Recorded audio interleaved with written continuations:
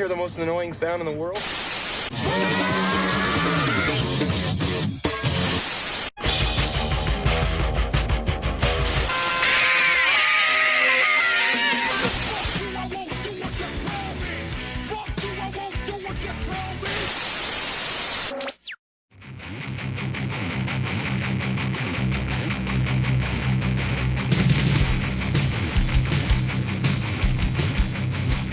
Welcome to Rage Against the Mainstream, your full spectrum source for all things music, insight, and opinion. My name is Bill, and I'm joined today with Connor and Steve. Yo. Last week we discussed what our dream festivals would be, who would play them, and we all decided on a super group that would round out our festivals. There were some pretty interesting choices, to say the least. Yeah, they were. I still can't believe you tried to put Sammy Hagar and Van Halen on the same stage at the same time. Hey, it would have been an ultimate show. Unreal, dude.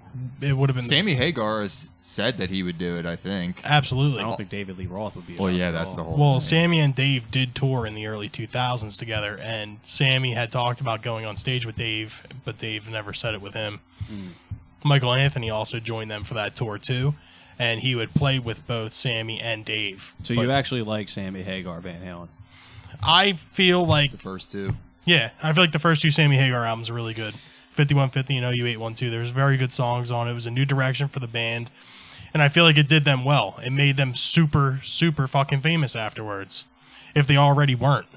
Yeah, honestly, it might have helped Van Halen, not to get too off topic with this, but it might have helped Van Halen commercially to get a new singer at that point because it provided a major controversy and drama for people to follow. And 5150 was their first #1 album for any of them, Sammy or Van Halen. The departure of David Lee Roth and the entry of Sammy Hagar, then it would have just been the follow-up to 1984, maybe like a sophomore slump type deal. Exactly. But get off the topic, too, of saying, making them super famous, their first #1 album and stuff like that. Let me ask you this. If you had to choose 10 Van Halen songs, just 10, and make a playlist of it, would any of them be a Sammy Hagar song? You can only choose 10. I can only choose 10? Only choose 10. To span their whole career. Their whole career. Well, I feel like it wouldn't be right to span their whole career without mentioning at least one or two Sammy songs. But I'm saying you have to choose your top 10 songs because you have to understand those are. You're saying that was the first album to hit #1 in Van Halen's career at that point, and Sammy Hagar's career, and Sammy Hagar's career. But I'm saying from a standalone point as being a Van Halen, because I'm not a huge Van Halen guy. You recently just got me into it because I always ask for the rarities and things to listen to, and not your typical jump and things like that. Exactly. But Sammy Hagar, even Sammy Hagar as a standalone artist, I've never gotten into, and I thought, again, as you're mentioning, super commercial from that era of Van Halen. What, you like driving 55 miles an hour? No, dude, that's terrible, dude. That sounds horrible. Sammy's solo stuff was pretty good. I'll give it to him. And and when he was the singer of Montrose, Montrose is really good. See, you say commercial rock, that's that quote unquote butt rock to me. You know what I mean? It's for those dads that wear New Balances and grill, and they just got Sammy Hagar in the background. I feel like after OU812 they went into that butt rock territory, Can't Stop Loving You. Those weren't on the first two Sammy albums. On this day in music history. 1976, on April 29th, Bruce Springsteen climbed the Wall of Graceland to meet Elvis Presley, and Elvis wasn't home. This was after the April 29th show at the Memphis Ellis Auditorium on Bruce Springsteen's Born to Run tour. Springsteen decided to catch a taxi to Graceland. Upon the arrival, he had noticed a light on the house and proceeded to jump the gates and walk to the front door. Security intervened, at which point Springsteen asked if Elvis Presley was home, but Presley was in fact in Lake Tahoe. The guards not having any idea who this visitor was, even after Springsteen tried to explain it to them and state that he had been on the covers of Time and Newsweek, they politely escorted him to the street. Years later, Springsteen would tell the story in concerts and reminisce about what he would have had to say to Presley if he had answered the door. 3 years later, Van Halen released Dance the Night Away as a single from their second album, Van Halen 2. The album released on March 23rd, 1979, and it peaked at number 6 on the Billboard 200. And the singles from that album were Dance the Night Away and Beautiful Girls. I mean, I like the song. I'm not a huge fan of that song. I mean, but that's another. It's not one of my favorite. That's another Van one of Halen those tracks. songs that's just like, okay, that's Van Halen. And I said Yes. again, when you showed me Bill, when you showed me that playlist and you put like Romeo Delight on there and like certain other songs that really had that hard rock '80s vibe that I really like. Because even like Def Leppard's like that. I can't stand Def Leppard for certain songs, but then my buddy showed me the song "Let It Go" off of Hysteria, and that song's awesome, dude. Like it's like heavy rock the whole time. Well, Van Halen 2 is actually a really good album. You've listened to the whole thing. Yeah. Connor. Yeah, There's like there's 1 and definitely 2 better is- songs than Dance the Night Away and Beautiful Girls. There's a couple that's better songs. That's what I'm saying. on there. Usually, what Romeo's Delight is off to. Ain't No, it? that's on Women and Children First. Women in Love. What's on 2 that you put on? Women that in list? Love. DOA. DOA. Unchained, DOA is Undialed very Down. good. Unchained is on Fair Warning. Fair warning. Okay. For those of you that don't know, I am probably the world's biggest Van Halen fan. Certainly the resident Van Halen expert of this podcast. He was dying for this opportunity to read these news. Now I could die happy. Yes. 1 year later, in 1980, Black Sabbath began their first tour at Ronnie James Dio. They toured throughout 1980 with Blue Oyster Cult on the Black and Blue tour. It's a pretty cool lineup, actually. 1998, Steven Tyler of Aerosmith injured his knee at a concert in Anchorage, Alaska. 14 shows had to be canceled due to this injury. This was the second of 2 shows on their 9 Lives tour. The length of the tour was due to the chart-topping success of I Don't Want to Miss a Thing. Aerosmith might as well have got their own Sammy Hagar because after a point they just started making complete shit, and I Don't Want to Miss a Thing is in that category. I agree. for You know, me. what- but what's I don't crazy like that about song. that as a song itself, it's like miserable. How many people actually loved it because It's of the crazy. movie People still Armageddon? flip out over it. Because of the movie Armageddon, though. That's Yeah. really what propelled that song. Oh, yeah. Yeah, 'cause well, it was in- Armageddon it was was a in the box crazy office smash. tear-jerking scene in Yeah. Armageddon. Yeah. Because growing up in my household, I had a very, I guess you could say, vanilla family when it came to music. Like, I wasn't ever really exposed to music. This really came from, like, my friends and the people I hung out with. But my dad, he would like certain songs, and it would be because of situations like this. Like, oh, did you hear that Aerosmith song? It's from Armageddon. Like, you know what I mean? And I'm like, oh, Dad, this is, like, really cool. And then I actually grow a sense and a taste. I'm like, what was I doing? 1999, Tommy Lee announced that he had quit Motley Crue to devote time to his new band, Methods of Mayhem, and his family. Methods of Mayhem released a self-titled album in 1999 and toured in support of it. It went on to be certified gold. The album featured appearances by Fred Durst, Crystal Method, You God, Kid Rock, Snoop Dogg, Lil' Kim, George Clinton, and Mix Master Mike. The band disbanded in September 2000. Very short-lived. Was it like a year? Yeah, literally a year. A little bit, about a year and a half. Yeah, I mean, even the guys all from Motley Crue, I mean, standalone successes, so you didn't see that. I mean, what's 6 a.m.? Yeah, 6 I a.m. don't is think I've probably ever the only heard one. like one full 6 a.m. song. Really? I don't think I have. Life is Beautiful? No. Yeah, I don't think I have either. No, the thing is, you probably think I- heard them and you just never realized who it was. That's possible. That could be like that band Like again. they were top Yeah. 40 songs. Like, I every time actively they avoided released- that band. Though. Yeah? Yeah. Did you really? Yeah, like I knew they came out, and I was like, yeah, Yeah, I'm just not even a Mickey big Six fan of project. that sound in general. I mean, even like Velvet Revolver, I was really cool with for a period of time because that was also Scott Weiland who was involved in that project, which was really cool. And then he went on and did who's the guy that's in the band now with Miles Slash? Kennedy. Slash and Miles Kennedy. Like that's that different kind of scene. Like you have that band who was like real popular in the 80s doing their own side projects, and here we are. Slash is obviously a way better musician. Yeah, but Velvet Revolver was Guns N' Roses with another singer. Yeah, that was Scott Weiland.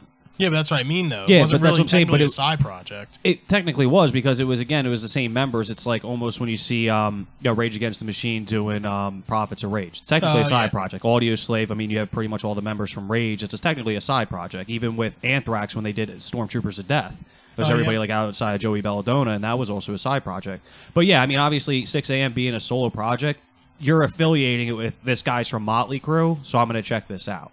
Yeah. And that's the thing. I think it didn't even start there because I'm not even a huge fan of Motley Crue to want to check that out. Just the same thing with this Tommy Lee project. I don't even think I've ever. I think Tommy Lee fell off the rockers a little bit. Yeah. I mean, we've all seen From the Dirt. Yeah.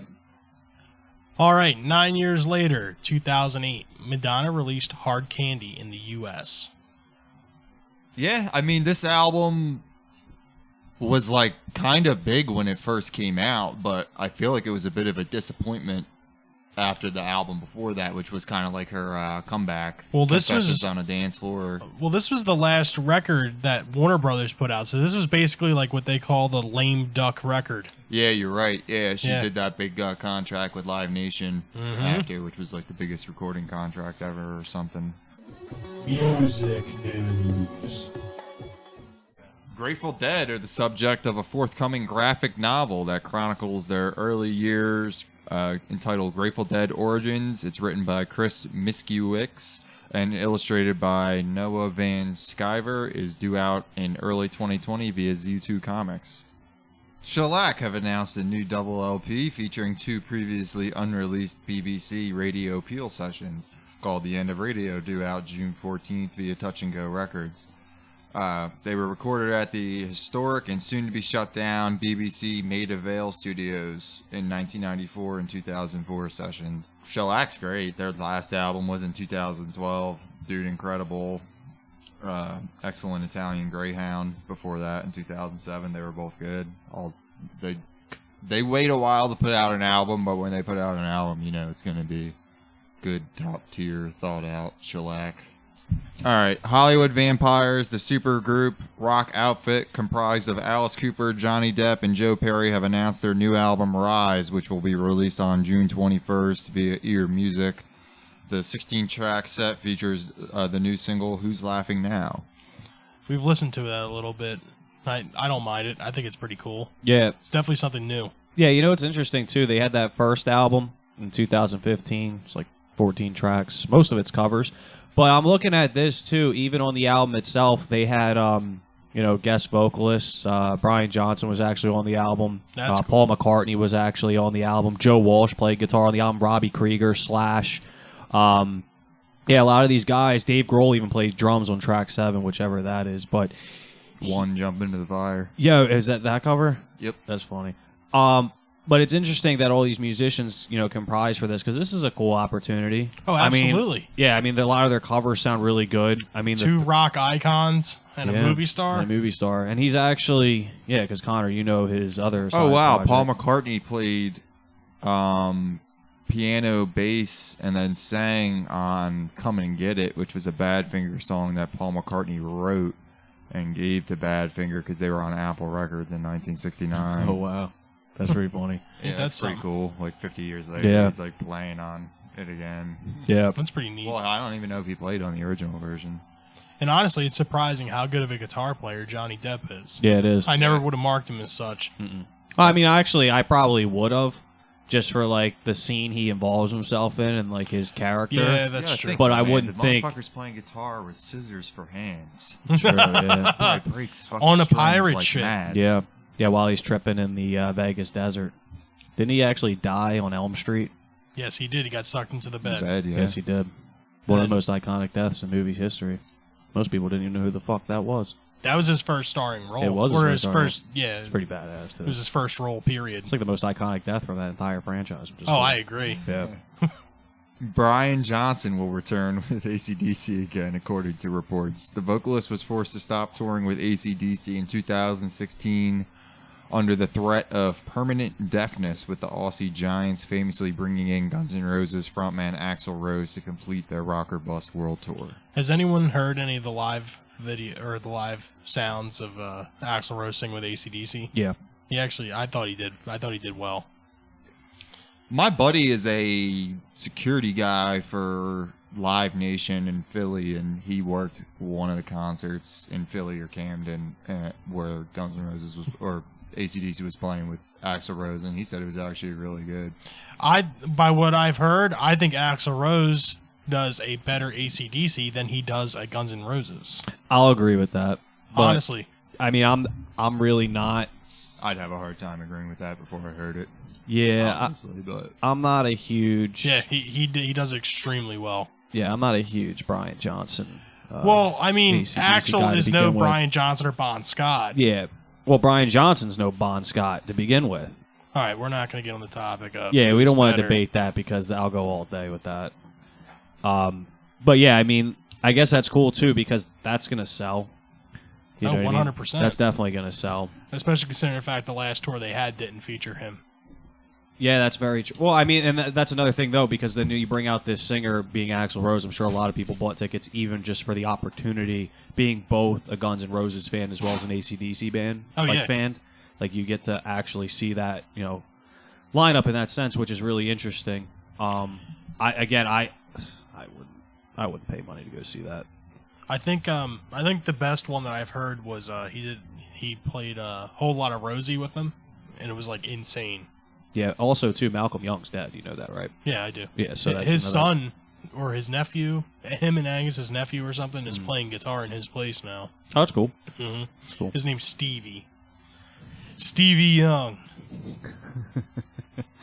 An eclectic Woodstock 50 is on the way. Boom. It'll be hip-hop and rock and some pop and some of the legacy bands from the original festival.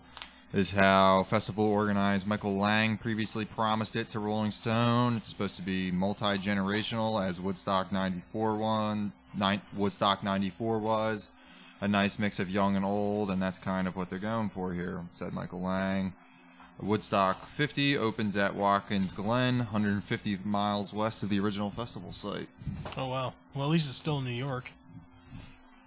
Yeah, I mean, I don't see why. I guess I've been to the original site. I saw Santana there, and I'm guessing they want it to be a lot bigger because you might just not be able to do a big concert at that spot. Well, I do know that the original Woodstock had 400,000 attendees, and that was pretty crazy for the area that it was. That was way too crazy for the air. If you ever go there, it's one and two lane roads on mountains. Really? It's not. It's still the same way. And I it's think not. I think they only anticipated a couple hundred people showing up to this thing originally. I think they thought a lot, but not anywhere near 400,000. Yeah, people just kept coming and coming and coming. Well, that's why for Woodstock 94 and 99, they moved them to different locations, I think. Well, yeah, because the roads up there, they're on mountains. You can't make 6-lane, 8-lane roads. No. Well, I can't say that I've ever seen 400,000 people in one place before. I can't even imagine what that looks like. It's literally in a mountain valley. You can't get 400,000 people there easily. Yeah, safely in a short period of time. It's just not possible. No, people were abandoning their cars, all types of crazy stuff. I mean, even so too. You think of the idea, Woodstock 50. It's funny too when they say the likes of old and young. You know what I mean? Because if you look at the different sounds of some of these artists that are playing, Jay-Z can be considered old. Oh, yeah. In the sound of music. Yeah. Even the Zombies playing is considered old. I mean, that's 90s compared to some of the kids that will probably be attending this. Yeah, I mean, because then you get certain artists out there. Dead & Company. Halsey's a little newer. Run the Jewels is actually pretty good, and they're a little on the newer side. Yeah. I fuck with Run the Jewels.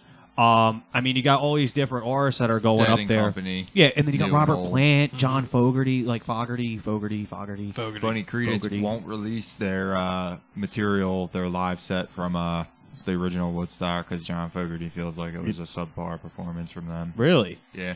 That's interesting. They're the only big band that played the first Woodstock that hasn't released their live set from that night. Me and Connor had talked about this one time. For those of you who don't know, all three of us were in a punk band together. Our best night probably couldn't amount to their worst night. Of course not. For who? For Creedence. Clearwater. Yes. Oh, not even possible. Yeah. But that's also, too, the idea of being a musician when you really, love a project coming from you personally. I mean, millions of people could like it, but if you don't personally, you don't give a fuck. Trash. Yep, sorry. That's why it's 10 years later on from Deep Throat, and we're talking about music, and it's 60 years on from the beginning of Creedence Clearwater Revival, and John Fogerty's still playing music. And still collecting, and definitely still collecting royalties and shit. That's awesome. Yeah, they don't give a fuck at the end of the day. But yeah, going back with the Woodstock 50 thing, it is really cool. I mean, I think that's a great opportunity because music in its sense, nowadays, is totally losing its touch for what it used to be back then.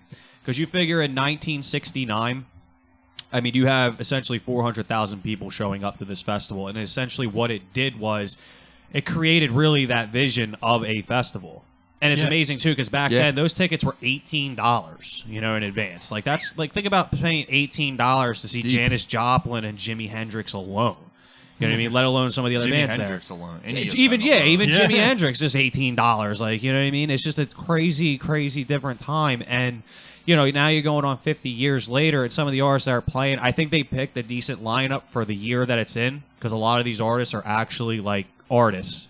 I mean, there's so much music coming out today that is like I couldn't even imagine. And if they put them up on that stage just because they were popular, that would be really upsetting. Yes. They're putting a lot of artists up there who actually do like they actually take care of their craft. Like they're actually treating it as an art. Like even Halsey, right? Like I enjoy Halsey's music. I think she's a really good singer. Jay-Z has always put out really good stuff, especially in the early 90s and like even early 2000s. Yeah, but then they do some shit like put the Killers on.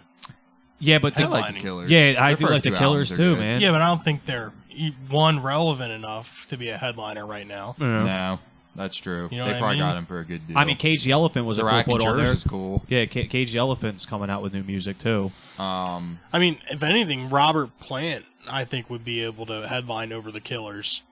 You think it's funny that they did put Greta Van Fleet on the same bill? Yeah. Yeah. Oh shit. Yo, I bet he comes out with them. Who? Fucking Robert Plant. and Dude, Greta he's Van on Fleet. day one though. Do you think he's gonna hang Oh, around and come true. out with them on day two? He'll probably make them come out with him if it's the case. Yeah, oh, He'll absolutely. probably be like, yo, I need you guys I here need a early. backing band. Yeah. Well- my voice is, my throat's getting sore. I did read, though. That'd be a lot of YouTube money. Yeah, if they did dude. a Oh, fucking God, yeah. Led Zeppelin cover. Holy shit! I did At read, though, Woodstock that 50. Greta Van Fleet hates the fact that They they're get compared. Yeah, they get Yeah. compared to Led Zeppelin. But what do Well, they then expect? should have tried to not sound What a did they lot like fucking Led Zeppelin. expect? Exactly. dude? I mean, Yeah, I don't know dude. about you guys, but I would be like, oh my God, thanks. Dude, the first That time means a lot. Thank the you. first time I heard one of their songs in a commercial, I was like, when the fuck did Led Zeppelin come out with new That was the music? first thing I thought of. Yeah, I was like, blown what album away, did this dude. come off Yeah. of? I Like, how had come no I've never clue heard what was this? going on, dude. And it was Greta Van Fleet. I'm like, what? And of course I checked it out as a result. But Mhm. again, how are you not going to tell me not to compare that? Like, you don't want to be compared to Led Zeppelin. I What did you believe they think was played gonna happen? Coachella last year, too. Really? Yes. Okay. There's a lot of R&B and hip hop too, like Leon Bridges, Chance the Rapper, Run the Jewels we mentioned. That's cool. Jude and the Lion, have you guys ever heard of them? Yeah. I saw them before they got popular, dude, and they are an extremely good band. I think it's interesting, too. Santana's on this list.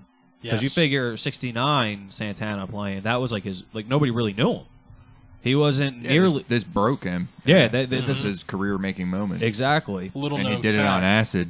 Yeah. Yeah. It's awesome. Little known fact, Neil Sean of Journey, the guitar Yeah. player, he played with Santana at Woodstock. What, 69? He Yes, was the sir. second guitarist alongside him? Yes, he was. That's awesome. Gary Clark Jr. and Tom Morello just did a track too. Gary Clark Jr. is playing this.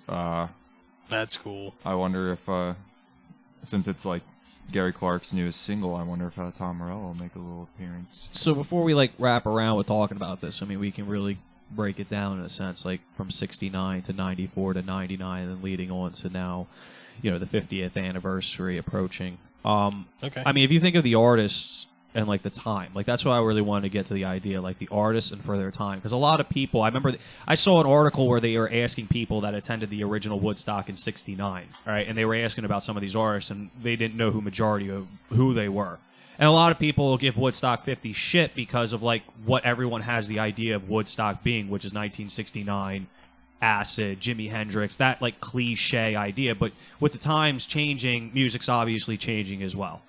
And like we were just talking, they're not putting artists up there just because they're popular, but they're putting good musicians up there to perform a great show. So you figure like 69, obviously at that point in time, I mean, the Battle of Hamburger Hill was in 1969 in Vietnam. I mean, so much is going on in 1969. This festival was obviously created as like a peace movement in a sense, Yes. but then it really opened the doors for what festivals became later down the line. I mean, so many people that go to like Red Rock and things like that really stem from the idea of like what Woodstock created.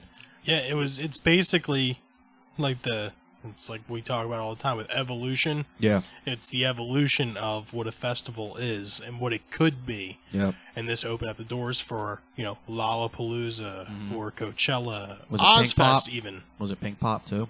Maybe. Was that another one? I think so. Like, yeah. If you guys were going to pick a day to go to from Woodstock 50, which one would you pick? Woodstock 50? Yeah. Well, it's a shame too because Black Keys dropped out day 2. That would have been cool to see. I'm a big fan. What, of Black Keys? I was a big Yeah. fan of their earlier shit. Day 3's actually pretty good. I don't fuck with Imagine Dragons. But I do like Cage the Elephant. Zombies are on there. Jay-Z. I think I got to take day 1. I would take day 1 too. I mean, you got Killers, you got Santana, you got Plant, you got And then day 3 yeah, is Run the probably Jewels. next. I think I'd pick day 3. Really? Yeah. Day 3, you got Jay-Z, Courtney Barnett, Halsey, Cage the Elephant. Yeah, just Canned Jay-Z, Tuna. Halsey, and Cage the Elephant, Or and not Canned Zombies. Tuna, fucking, you got Canned Heat and Hot Tuna. Yeah. Who's singing for the Zombies right now? Rod Argent. The original singer? Yeah. That's cool. Yeah, I would see the Zombies. Yeah, I'd probably do day 1. I'd probably go to see day 1. But that's the thing, though. If I'm going to go to Woodstock in general, I'm going all 3 days. Yeah. Just yeah, out of exactly. principle. Got to get your money's worth. But break this down. Like as I mentioned, 69. Vietnam War is going on. I mean, day 1 you have acts like Joan, Baez. You got Sweetwater. Day 2 you got like Santana, Grateful Dead. I mean, that's Grateful Dead too. That's not Dead and Company. You had Creedence on there, Janis Joplin, Sly and the Family Stone, The Who, Jefferson Airplane. Then you hit day 3 and you got acts like Crosby, Stills, Nash, and Young. You have Country Joe and the Fish. You got Johnny Winter. And then you got day 4. Day 4 is funny because, dude, it's just 3 acts. And it was Paul Butterfield Blues Band, Shanana, and then Jimi Hendrix comes out. It just ends the night. Closes the whole thing. Literally, probably, and it's funny because... Is that the iconic concert where he lit the guitar on fire at the end? Or no? No, he didn't do that at Woodstock. Okay. No. So But, Jimi Hendrix played at like 2 in the morning or something, right? Yeah. That's crazy. And it's just awesome. I mean, that entire set was just, for him alone was definitely worth $18 fucking dollars. Imagine having to go to work the next day. I like, wouldn't after go seeing to that. work, dude. Are you kidding me? I would purposely get fired if I had an opportunity to see that today. So the original Woodstock only made like between like $4 or $5 million. It's insane, dude. It's yeah, but you have absolutely to think insane. about their money, though. Like Yeah. 4 to 5 It's million. like $20 million today. It's still It's way really too not cheap. even that much. Yeah, it was still way too cheap for But what it was. But then that's where you go back because the idea for that festival, like you say, they weren't expecting 400,000 people to turn out. And also going into that, it was really the idea these musicians are going out there as a simple peace protest and obviously having music bring people together. And then you think about the way Woodstock grew then from there. I mean, I don't think any of these people, even with Santana going up there for Woodstock 50, I don't think at any point he thought that this was going to become an anniversary event and how iconic Woodstock is. I mean, like, you hear older people when they talk to you about, like, they were cool back in the day. One of the things they could eat, I was at Woodstock 69. You're going to think, like, dude, you're probably cool as fuck. You know what I mean? Exactly. But yeah, I mean, you go to, Woodstock 94. My mom was at Woodstock when she was 7 years old. Wow. See, yeah, and you're, you know what I cool. mean? Like, that's a cool fucking story to hold. She was in the back of a bread van the entire time, is what I'm told, As a 7-year-old child. with her twin sister. Jesus Christ. She didn't go hungry. No. Definitely not. Something you got, yeah. After All right, 69. kids, you got plenty of bread. I'll be back. It's just funny when you see some of the pictures from that time where there's like people sitting on the side of the street with like cardboard, signs. It just says free acid. Yeah. You know what I mean? Like that was just such a different time in life. Now you go to festivals and things like that, and people are like taking Molly and all crazy shit. And I mean, the atmosphere Trading gets more jewel hostile. pods. Yeah, it gets more hostile. I mean, you figure 400,000 people, 1969. I mean, you go all the way to 99, some of the stories that came out as a result of what happened in 99 with the violence and the rapes and things like that. I mean, that just shows you the total energy of, like, some of the people that we live with today. I mean, where it totally changed. I mean, in 69, again, they went there for the music and for the music alone. You know what I mean? It was the idea of, like, a peaceful protest to have a good time, and that's it, and they separated any type of negativity, things like that. Well, that's the difference between the first Woodstock and then the other two. Yeah. Is, it's almost like the quality of people changed.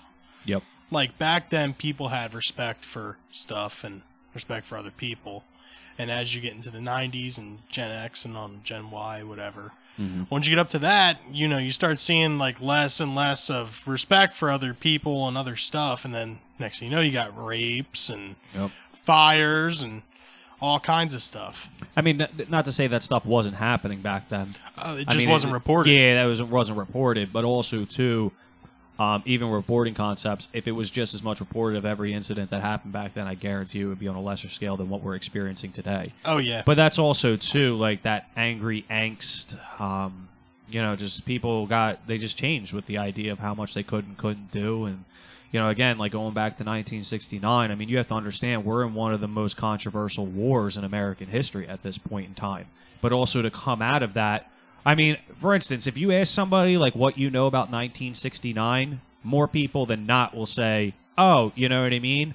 Woodstock '99," instead of the fact that Ho Chi Minh died in 1969. Yeah, you know what I mean. One of the peaceful advocacies, who he tried to spur about like trying to unite Vietnam and all those things. But yeah, he dies in September of 1969. I mean, shortly after this, concert even happened. I guarantee you, not a lot of people know that. No, yeah. But yeah, I mean, going on, Connor. I mean, like with like the idea of like Woodstock '94. Yeah, I'm taking Woodstock '94 here. Start off with the first day. The highlights were probably Blues Traveler, Live, James, Sheryl Crow, Collective Soul, Candlebox, Violent Femmes, Aphex Twin, and Delight. Yeah, Groove is in the Heart on day one of '94. That was a good. Joe Cocker, Blind Melon, Cypress Hill. All right, this is way better than the first day. Yeah. Rollins Band, Melissa Etheridge, Crosby, Stills, Nash featuring John Sebastian, Nine Inch Nails, Metallica, Aerosmith, Cranberries, The Band featuring Hot Tuna, Bruce Hornsby, Roger McGuinn from The Byrds, Rob Wasserman, Bob Weir from The Grateful Dead, Primus featuring Jerry Cantrell. Oh, that's cool. Salt and Pepper. Yeah, day awesome. 2 was fire. Wait, not 94. Rollins Band had already released Liar, right? Yeah, I think that was that year or the year before. Yeah, so they're riding on the success of that. Yeah, they were like popular. They were on MTV. Yeah. 'Cause I'm a liar. Shannon Hoop from Blind Melon played in his girlfriend's dress while tripping on LSD, carrying on the Santana tradition. Shannon Hoon was a crazy guy. Wasn't he the guy that peed on the front row or whatever? Yeah, at one point. So. Yeah. Okay. Aerosmith's Joey Kramer, Joe Perry, and Steven Tyler were all at the original Woodstock Festival in 1969. They were from like Massachusetts, I think. Aerosmith. Yes. Yeah, Bad Boys of Boston. Yeah. Aerosmith performed around 3 to 4 a.m. Wow. Right That's after crazy, an extensive dude. firework display from Metallica. Tyler said in the liner notes for the album during their set, "It rained like a cow pissing on a flat rock." I don't know what that means. Sounds funny. You got a name or you got a mouth as big as Steven Tyler's is, then you're probably gonna fucking let some weird shit out of it occasionally. Yeah. Day 3 started it off with the legacy act Country Joe McDonald. Had Arrested Development, Allman Brothers, yeah. Traffic, Spin Doctors, Bob Dylan. Porno for Pyros, Jane's Addiction, for those of you who don't know. basically, without Dave Navarro. Bob Dylan, Red Hot Chili Peppers, Peter Gabriel. Also, we had Green Day. This Woodstock '94 pretty much propelled Green Day into the spotlight. Well, Dookie had just come out, right? Dookie was, it was out. I think it had been out for like 4 or 5 months and hadn't really done much. The first single was Longview, and I don't think it really did anything until Woodstock, because they had the mud fight. Oh, yeah. Yep. The bassist got like spear tackled by a security guard who thought he had just jumped on stage. He lost a tooth. Nah. Had to get emergency like mouth surgery That's after. funny. That's probably the most punk thing that ever happened to Green Day. Yeah. Yeah. Woodstock 99, day 1 taking place on Thursday, July 22nd, obviously in 1999.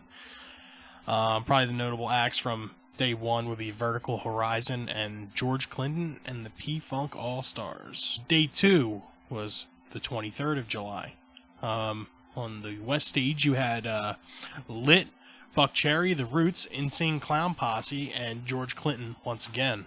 On the East Stage, you also had James Brown, Wow. G-Love and Special Sauce, Jamiroquai, Live, Sheryl Crow, DMX, The Offspring, Korn, and Bush. That's such a cool lineup, dude. Sheryl Crow is now like a legacy artist of Woodstock. She did 94, 99. Yeah. That's just so cool, though. I mean, just be able to see. I mean, like, I'm not a huge Sheryl Crow, but the fact that you see James Brown on the same stage as DMX, Bush, and Korn. Tuesday Night Music Club is a good album with Strong Enough and All I Want to Do. Yeah, that's another artist that my dad would have playing on, like, generic stations. You know what I mean? That would just, like, be 101. You know what I mean? It would be on, and he would just be listening to it. And so, of course, me as a small child would be like, well, this is cool. She has some good songs. Yeah, no, I I'm mean, not going to lie. There's took nostalgia in there. Yeah, she took a slant to the more pop-driven later on, but it's okay. Oh, yeah. All right, then we got Saturday, day 3. Notable acts are Everclear, Ice Cube, Arabian Prince, and the reunion of NWA. Yeah, that's cool. And the Chemical Brothers.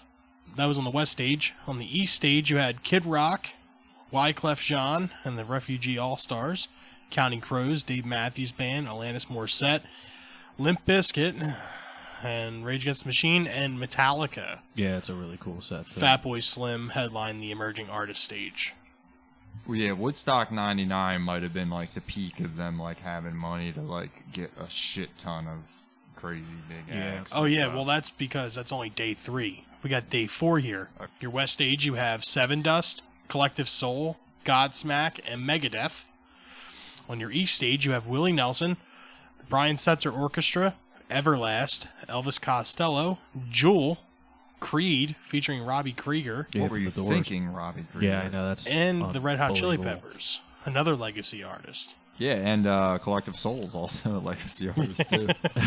And the Emerging Artist Stage, which I find to be kind of funny, is Muse. Yeah. 99 was known for the oppressive heat, the expensive food and drink, and the violence, right? Yeah, man. let's expand on that. During Limp Bizkit's set on Saturday night, let's see. It gets hot in New York in the summer. Oh yeah, Up in the All mountains, right, it's reached hot and over humid. 100 degrees. Hot, bro. and a little bit about the place that it was at. It was at an airstrip, right?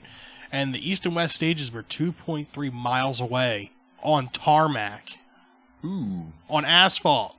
Yeah, that's That's insane. bad idea. Yeah. Imagine Horrible with like idea. 100-degree temperatures. How hot that I mean, Well, what's ground even must be ridiculous. Dude. What's even stranger about it was the airstrip that it was located on Yeah, was a Superfund site. Are you guys aware with what Superfund sites are? negative. They are government-owned plots of land that has had hazardous materials in the ground. That's what Superfund is. That's where Woodstock 99 was. Woodstock 99 was basically on a nuclear, like, airport airstrip.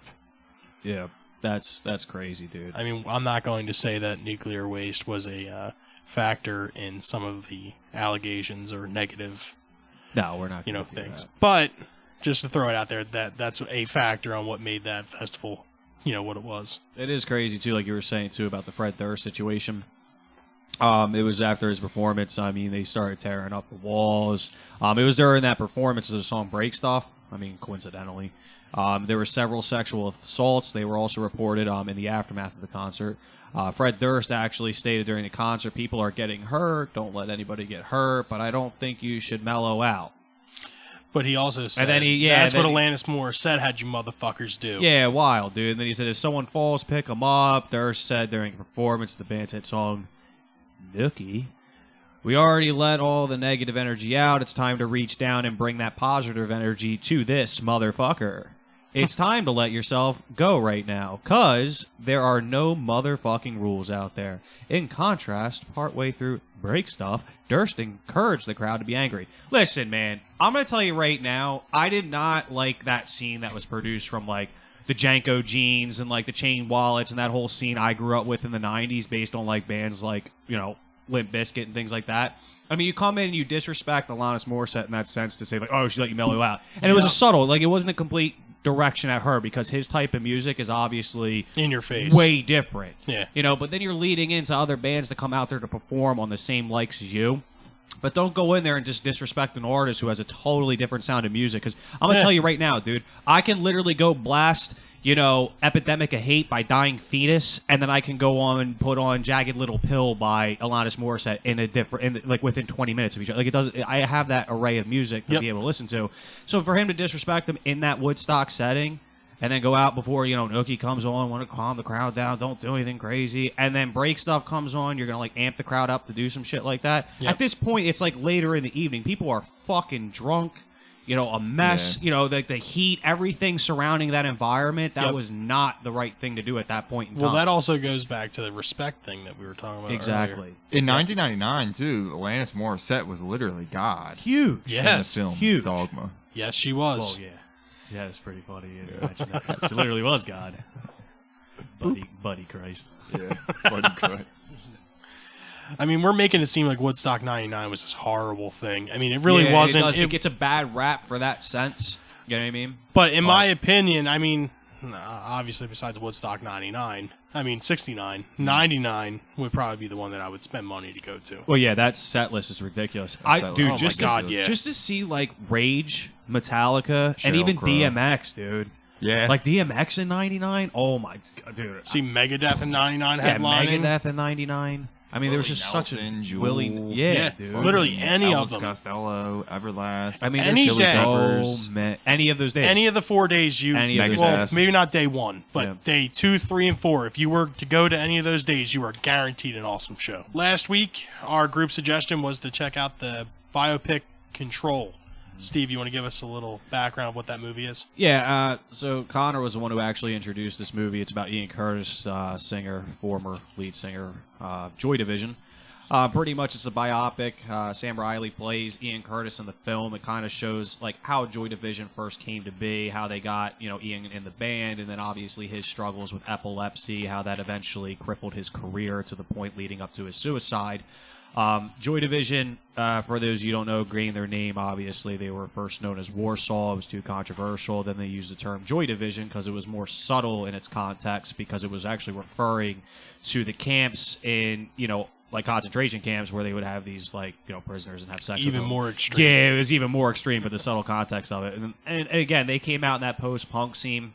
I mean, they're in there in the regards of, like, The Smiths, Cure, but Joy Division had their really own sound to it. It's a shame because he did commit suicide, and you see it in the film. Obviously, when it was just announced that they were about to tour in the United States.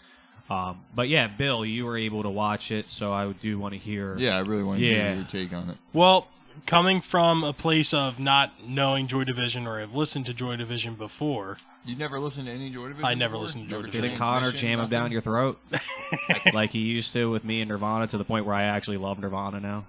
I mean, Connor did give me some good insight. Joy Division, I liked them to an extent, and then Connor showed me that film, and I actually was like, oh shit. Coming from a place of not really knowing Joy Division or listening to their music at all, watching the movie from an outsider's perspective, I could definitely see myself going to dive into Joy Division a little bit. I thought the movie was extremely well written. I mean, it's a biopic, so I mean, it's based off a true story, so it's not written technically. Yeah. But I think the story was really good. I thought the acting was incredible. Yeah, how'd you think about Sam Riley playing Ian Curtis? I thought that was good. He was really good, right? I thought that was extremely good. I liked it. I think it's the greatest biopic of all time. It's probably one of my favorites, too. Because if the Doors one wasn't so erratic, that it's Oliver Stone. Yeah, that's what I'm saying. If that wasn't so erratic, it's chaotic. Yeah, and they really made it way more dramatic than it was on how Jim Morrison was as a person. It's less of a sober take on it. Yeah, kinda. Yeah, it's like riled up storyteller telling the story. I thought it was an extremely good movie. I mean, even though it was totally in black and white, which I don't have a problem with. Yeah, I did think it was extremely good. Yeah, because that's the thing. I mean, in most black and white films, they try to go too artsy. Yeah, and then a lot of people really are like, wasn't. "Oh, you have to check this film out. It's so incredible." But it's really because it's just black and white, and like there's no talking. And I get it. Like some movies that I have seen some silent films that are excellent. Some just black and white films that are there for the aesthetics that are really good. Yeah. But this movie, in its sense, it wasn't even like you could enjoy it just because it was like a weird art. It was just a good film. Yeah, it was and a the black very and good white film. is one of those things because a lot of people, when it's in subtitles, won't watch it. It's in black and white, won't watch it. This movie, I didn't even like notice half the time. Yeah. I mean, it's No. just, Well, like Rolling Stone, if you're dead and they put your picture in the magazine, it's Yeah. going to be in black and white. If Yeah. you're alive, you cannot. I think they've only done it for like one or two people, like Oh, Bob wow. Dylan or something. That's cool. Like if you're not dead, you don't get your picture black and white. in Ain't Rolling that Stone. something? that's So, really like, cool. in the artistic sense of photography, that's like in the post-color world of photography, that's like a kind of like somber thing to do to reflect death or whatever. All right, well, let's go into our rating system again. Out of a score from 1 to 10 or 1 to 100, in increments of 10. Yeah. Well, 10. 10 out of 10? Give it a 10, Connor? Yep. I can't give it a full 10. Because like for a 10 for me, it's got to be like absolutely just. What's a better rock documentary? I didn't say that. I didn't say that I could name a better rock documentary right off the top of my head. And it's at the top of its field. It's In the that best. genre, Yeah. genre wise, yeah, I mean definitely it's a 10 in that sense. But as a movie, like a standalone, like I want to base it on people that actually just on any film in general because you have to watch it as a movie. Yes. You know, a lot of people, as a Joy Division fan, you're going to watch it. But for somebody, for instance, to watch The Dirt, they're going to watch it on Netflix because it's streaming and it's going to be probably interesting. So for the idea of like someone who's going to watch this as just a movie without even knowing who Joy Division is, Me. I would give it a solid 9. Absolutely. Because I I can't give it a perfect score just for the sense because, again, they really, really honed in on the relationship aspect of it with Ian. You know what I Yes. mean? Which was really cool. I mean, but you got to miss a lot more so of like what was going on in that scene in its entirety. Like it was very It was ice. about Ian Curtis, though. I know. I think that's why because I wanted to see more. I think Go of like watch because 24-hour Party People then. I did watch 24-Hour Party. And it's People. a lot That's worse a of a straight movie. mockumentary, though. Yeah, it's a lot worse of a movie, though. It's way worse, yeah. Yeah. But I'm saying you didn't need. I'm not saying you need to expand how much 24-Hour Party People did. I don't think you needed to expand that far and introduce little bands here and there. Because even when they introduced Joy Division in that movie, it's like It's super like barely. stupid, dude. Yeah. It's embarrassing for Yeah. them. But yeah, no, I think just for a sense, because it's really, again, it is an Ian Curtis biopic. You know, obviously, the movie's called Control. I mean, she's lost control. I mean, the song was Yeah. written about that epileptic seizure from that woman, which he was experiencing as well at that point in time. But yeah, I mean, I would give the movie a 9, just as so, because it is that good. But for me to give a perfect score to something, it's really gotta. I can give it a 90. I'll So give it a 9. 9. Yeah. I'll give it a 9 out of 10. But, well, because I'm looking at it as a movie, too, and not from a Joy Division fan or someone Yeah. that, knows the music or knows the story. Exactly. I think the acting was really, really good. I liked the way that it unfolded. I don't think it was too rushed or too, strung out. Yeah. I thought I just thought it was a good movie. Yeah.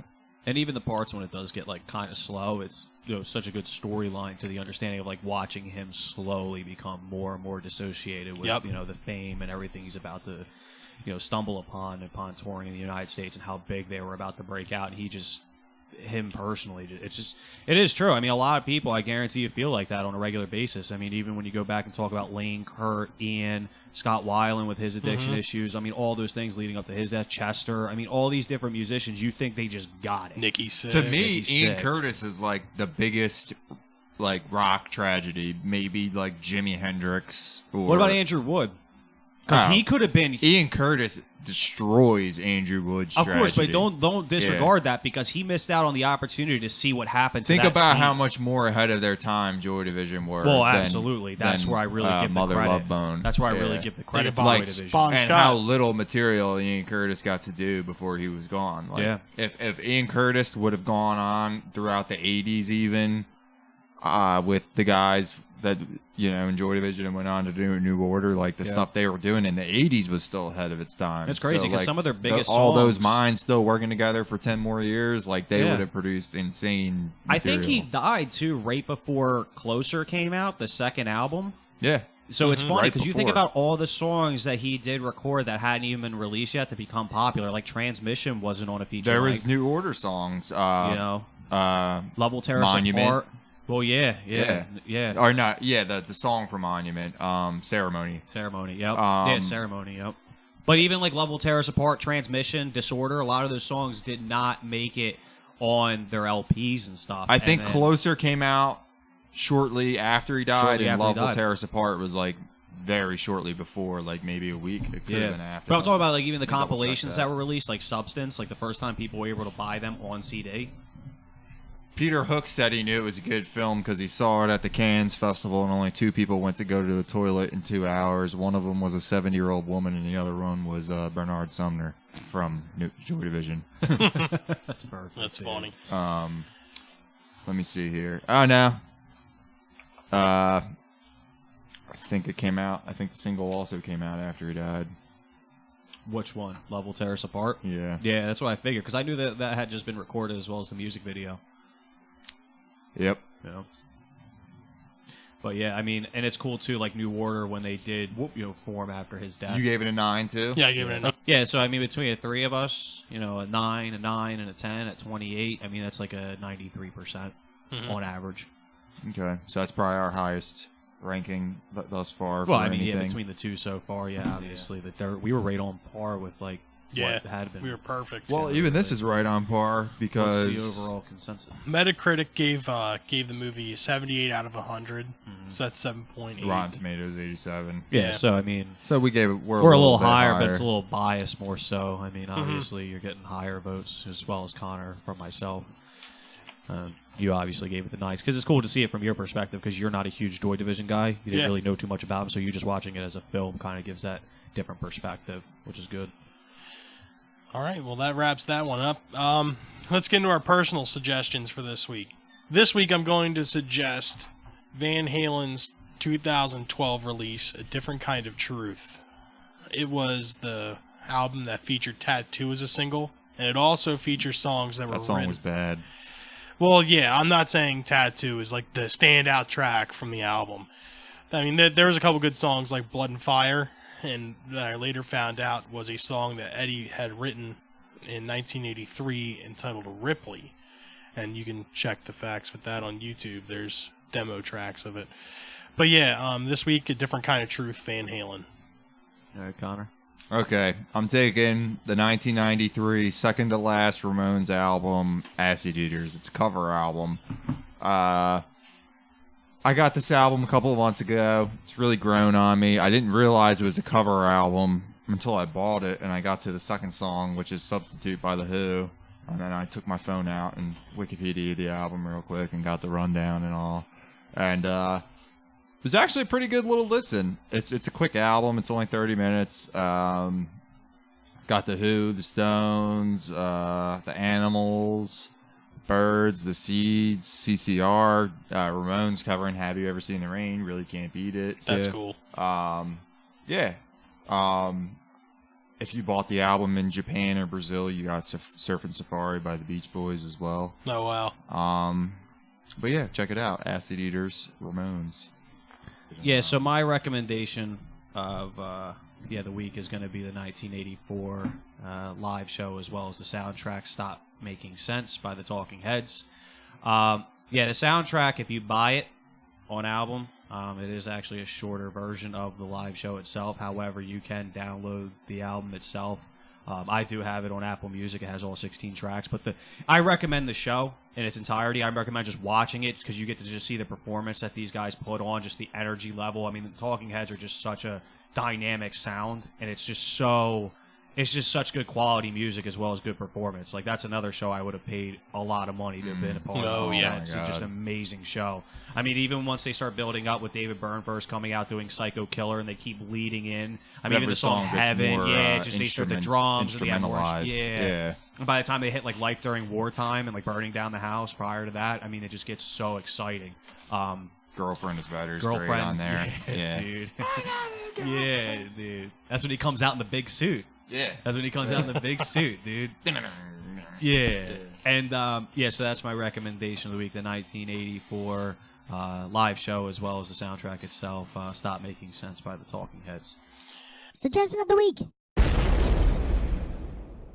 All right, and to keep this tradition going for our group suggestion, this week we are going to choose the 2011 documentary about the Foo Fighters called Back and Forth. This documentary follows the Foo Fighters story all the way from the ending of Nirvana and Sunny Day Real Estate all the way until the recording and release of 2011's Wasting Light.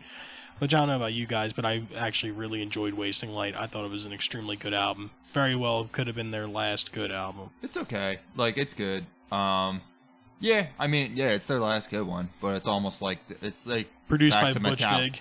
Back to Metallica, it's like, almost like they're like, Load or Reload or Black. I think he kind of wishes it was his Black album or something like that, but it's really just Load or Reload. Well, they had Echo's Silence, Patience, and Grace before it. I feel like if those two albums were switched, it would be like that would be their Black album. Yeah. Yeah, I'll have to check this out because I'm the minority this week and not seeing that actually. It's on Netflix. Yeah, I'll have to check it out because yeah, I mean Foo Fighters for me. I mean, what does it really do? Does it really get into? It gets into everything. It's cool because it's honestly mostly focused on the early years of the Foo Fighters. Okay. Yes, because I do like the first album by them. I mean, all the way up to the Color. It shows you basically from like Kurt's passing. Oh, really?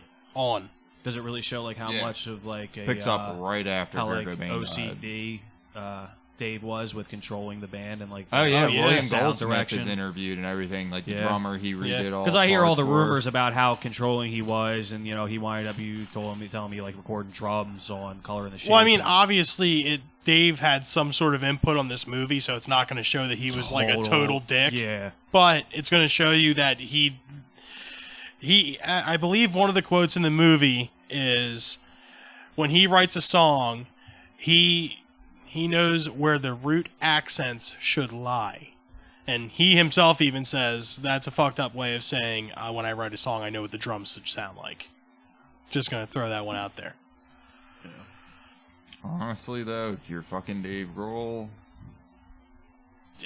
that's the it. drums got to be how you can have the drums. Yeah. Because Dave Grohl's arguably Yeah. one of the greatest drummers to ever come out of the 90s, or even one of the greatest drummers ever. 90s is not even arguable, I feel like. Yeah, I mean, it's maybe just Sean Kinney from Alice in definitive. Chains. Well, Matt one Cameron. of, not one Yeah. of, though. Not it's anybody, it's going to be arguable. Yeah. They're the Yeah. greatest. But either way, you talk about drummers of the '90s. Dave Grohl's always mentioned. Yeah. 100%. Because like even with Foo Fighters today, I'm not a huge Foo Fighters fan. I think they're one of the most like commercial like rock bands like they will put out. For instance, You like Tom Petty? I love Tom Petty. He was super you- commercial too. To me, that's the thing. It's like if you're okay with like the commercial level older- of Tom Petty, then you got to be I'm not alright okay Foo with the Fighters. commercial level of Tom Petty though. Okay. Same way. This is where it differs though, because for instance, like with Tom Petty, I'm sure ticket prices with him would be super expensive, and I wouldn't pay that money. I tried to go. I never saw Foo Fighters. I saw them touring. They were coming to the BB&T. I went to go get lawn tickets. I'm not even kidding you, dude. They were almost like $100 a piece for lawn tickets. Yeah, I that don't was have ridiculous. $200 because I have to take my girl all the time. I'm never going to shows without her. It's an experience in itself. But I'm not spending $100 just for myself, so almost $200, not including all the fees because I use StubHub, which is bullshit. Yep. To go stand on lawn. Yeah, see you're Foo going to Fighters. end up spending like Close over to $300. Yeah, with dude, it's food and absolutely parking ridiculous. Or whatever, Then and to hear, everything. you know, majority of their new albums Exactly. that you don't even know anyway. But then, for instance, like the reason why I get over that commercial success like thing about it, because again, I wouldn't spend that type of money to go see Tom Petty either. For instance, like going to see Foo Fighters, spending that type of money, not going to do it, and that's what upsets me. They're kind of losing, and they're becoming that type of band. Been that way for years. I know, and Yeah, it's just, dude. it sucks, dude. Because you figure I spent money to go see this Slayer show coming up May 24th. It's a Monomorph, Cannibal Corpse, Slayer, and Lamb of God. For 3 tickets, dude, I spent less than $100. Yeah. For 3 tickets. I paid I mean, that's I paid $60 for No, two Foo Fighters for two definitely chairs. charge far too much for their tickets. Yeah, and that's the only thing I like. Because again, the music itself, there's a lot of good work done by the Foo Fighters. Yeah. But again, for this day and age, I remember I had an opportunity to go see him with Social Distortion, and that those ticket prices were so high. I wanted to see Mike Ness and Social Distortion more than I wanted to see the Foo Fighters, but because they were on the same bill, I was fucked. Well, I can tell you what, if you give this movie a watch, it'll Yeah. turn you into a Foo Fighters fan. So it's going to be like that too. It'll at It's- least get you to put in the first album again. Yeah. Okay. Yeah, because I do enjoy the first album, and that's another thing with these movies. I guess when I watch it, then I actually do go back and really listen to their work again, especially when Yeah. you get to see the creation and understand what was going on in that time. There's a lot of behind the scenes stuff. This is, I'm telling you, it's a very good documentary style movie.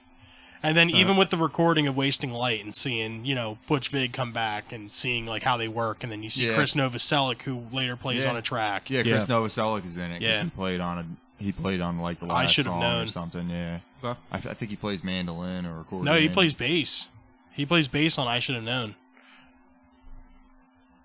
Yeah, you're right. I do remember seeing that. Doesn't he do the accordion too? I think he does play accordion too. Isn't there like an intro or something on one of the songs? I believe that's I Should Have Known I also. think he just like does that opening note or something. Yeah, but they don't show that. The only thing they do show is the one thing they do show is him playing bass. Yeah. Which I think is crazy that it took that long for him to be on a Foo Fighters Like a part album. of that. They probably wanted to avoid it for like the first 10 years For obvious 'cause of the reasons. Nirvana Was stuff, Pat Smear yeah. on the first album? Yes. So he's No. been with them. He Yeah. wasn't. It's No, just no, Dave it's Grohl just on the Dave. first album. So Pat what was it- on the second Foo Fighters album. and then Pat's been with them ever since. He was on right? the first tour. Okay. And then No, Pat Smear left after the first shows. Like I think he played one show on the Color and Shape tour, yeah, and then he quit on and the then- rooftop of of the Radio City Music Hall in Radio New City. York. And he hasn't been with them since, right? No, then he rejoined on the In Your Honor acoustic tour All right. as an additional touring guitarist, and then, Then on the he came album after he back. came back as a full member in 2007. So Okay. he was out of the Foo Fighters from basically 97 to like Well, he came back on the tour for Echoes. He didn't record on Echoes. That was all Chris Shiflett. He had some sort of involvement with In Your Honor, I know, but we're getting super off topic. Next week's going to be a Foo Fighters week. Yeah. Yeah, I'll check it out because again, I mean, I like the idea. That's why I asked about Pat Smear because I'm a huge Germs fan. I really like the Germs, and then that especially GI was awesome. I mean, Darby Crash, Donna Rio, all of them. But yeah, I'll check it out because again, Foo Fighters are one of those bands. Like I know a lot of their work. Yeah. I see them all the time on videos, like popping up on Facebook and social media for little things that they do or what's going on with them because they are still very relevant today. So yeah, I mean, that's what I usually typically look for in these movies is like an opportunity to find like a newfound appreciation for an artist that's well known that I typically don't know a lot about. But yeah, I'll check that out definitely. Come back to that. All right, guys. Well, once again, thank you for your continued support. We're going to keep these podcasts coming as long as you guys are listening to them. Be sure to tune in next Monday for another one. This is Rage Against the Mainstream signing off. I'm Bill. Connor. Steve. Have a good night, everyone. Thanks for listening.